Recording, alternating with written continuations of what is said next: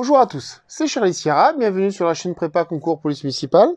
Donc aujourd'hui, je vais aborder un sujet qui me tient à cœur comme beaucoup des représentants des forces de l'ordre, les violences intrafamiliales.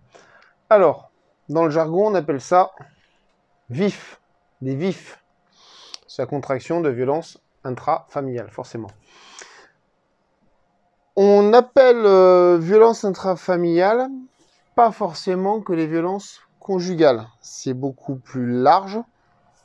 Depuis maintenant plusieurs années, l'État, le gouvernement a pris ça très au sérieux et à bras le corps. Donc on a tout un dispositif, nous sommes sensibilisés et formés. Donc maintenant, on va voir un peu plus en détail où je vais vous amener. À savoir que sur les VIF, on a des sujets de concours qui peuvent vous amener sur les VIF. Sur le concours chef de service, vous pouvez être amené aussi là-dessus sur certaines questions.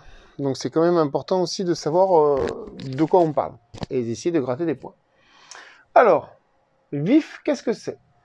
Un VIF, c'est une violence dans la famille qui peut être, en général, c'est souvent la femme et les enfants qui sont la femme et l'épouse, enfin la femme et la mère et les enfants, pardon, qui sont victimes. Donc ça peut être l'époux, le compagnon sur sa compagne, sa femme, sur ses enfants. Ça peut être la femme sur son homme, sur son époux. Ça peut être l'homme sur l'homme ou la femme sur des couples gays. Mais également aussi, ça peut très bien être aussi les enfants sur les parents. Je vous donne un exemple. L'été dernier, là où je travaillais avant, les gendarmes sont intervenus sur des VIF, violences intrafamiliales, sur un beau-fils qui, alcoolisé, donc c'était quelqu'un qui avait à peu près 18 ans, qui tapait sur sa mère et son beau-père. Violence intrafamiliale. Donc c'est pas forcément que le père qui donne. Donc à savoir quand même, comme je vous ai dit, 9 fois sur 10, c'est la faute de l'homme. Donc, on voit plusieurs types de VIF. Premièrement, les violences physiques. Je te donne des coups, je te donne des coups, je te donne des coups. Je te malmène, tu as des bleus, tu as des ecchymoses. Ça se voit. Nous avons aussi les violences psychologiques. Tu es nul, tu sers à rien, t'habilles pas comme ça, tu es laide, tu sais pas t'habiller, c'est pas ça qu'il faut faire. T'es bon à rien, mauvais à tout. Violence psychologique. Violence sexuelle, ce n'est pas parce qu'on est marié que tous les rapports sexuels sont consentis, ou qu'on est en couple que tous les rapports sexuels sont consentis. Violence économique. Tu n'auras pas la carte bleue. Je te donne tant d'argent pour la semaine et débrouille-toi avec, c'est moi qui gère tout. Le harcèlement. Alors le harcèlement, on a maintenant beaucoup de cyberharcèlement. Il peut y avoir du harcèlement, des lettres dans la boîte aux lettres, etc. Alors, les VIF, ce n'est pas que les couples qui sont ensemble à l'instant T. Un VIF peut être fait aussi par un ex ou une ex. Donc on se retrouve sur les violences d'harcèlement. Maintenant, qu'est-ce qu'on doit faire? Que faire? Comme je vous l'ai dit en amont, tout un dispositif depuis quelques années ont été mis en place. Nous avons, la loi a changé, c'est-à-dire que par le passé, il fallait avoir une plainte d'un des membres du couple contre l'autre pour qu'on puisse entamer l'action. Si je suis témoin ou si des faits graves sont rapportés, le procureur peut se saisir de l'affaire en direct et sans plainte. Si moi je vois un homme frapper sa femme, je peux intervenir, j'appelle l'OPJ, le procureur, et il est mis en garde à vue. Il y a toutes les brigades de gendarmerie et tous les commissariats de France sont formés pour la réactivité, normalement. Alors, il y a toujours des choses qu'on nous dit, elle a fait des mains courantes, elle a fait ci, elle a fait ça.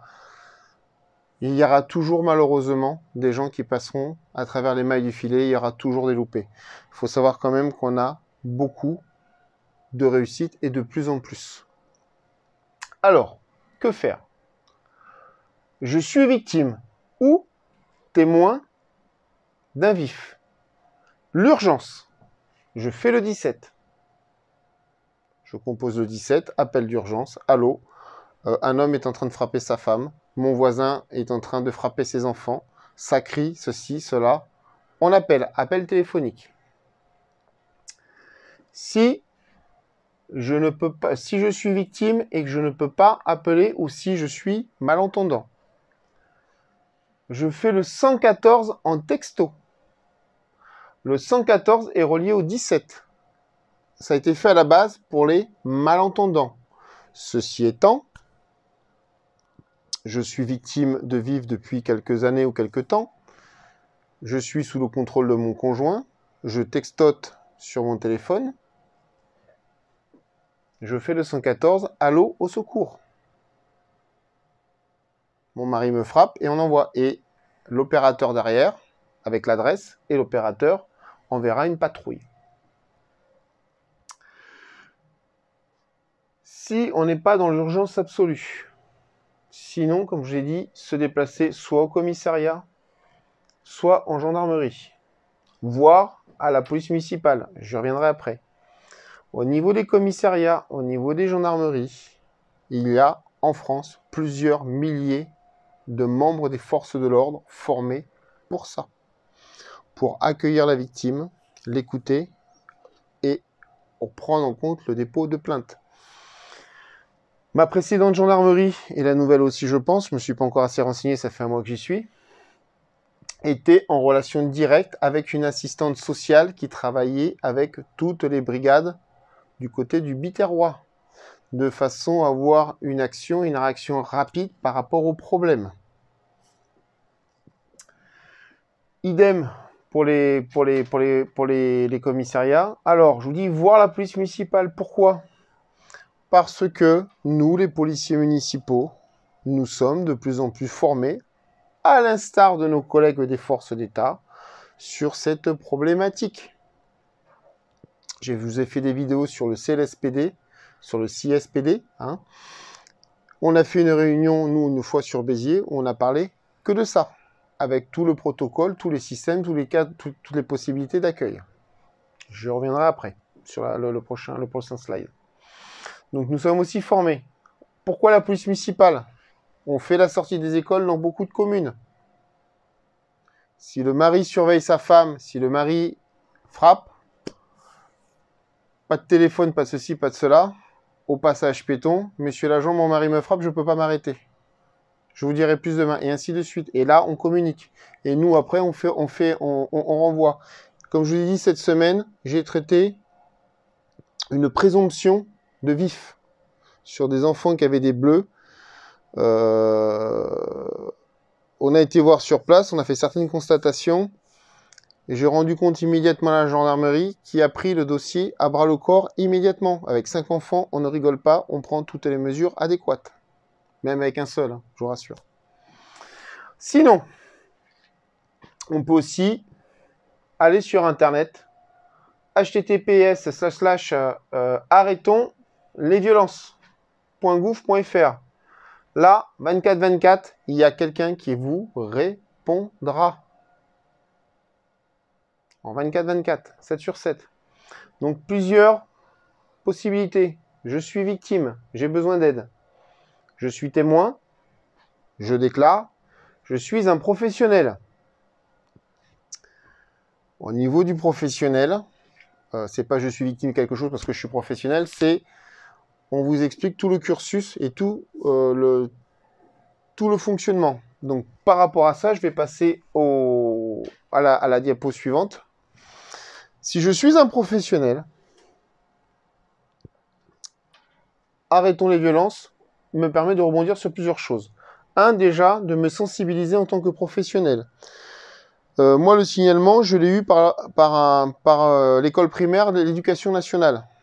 On travaille en partenariat. Ce partenariat nous permet d'avancer. Et au niveau...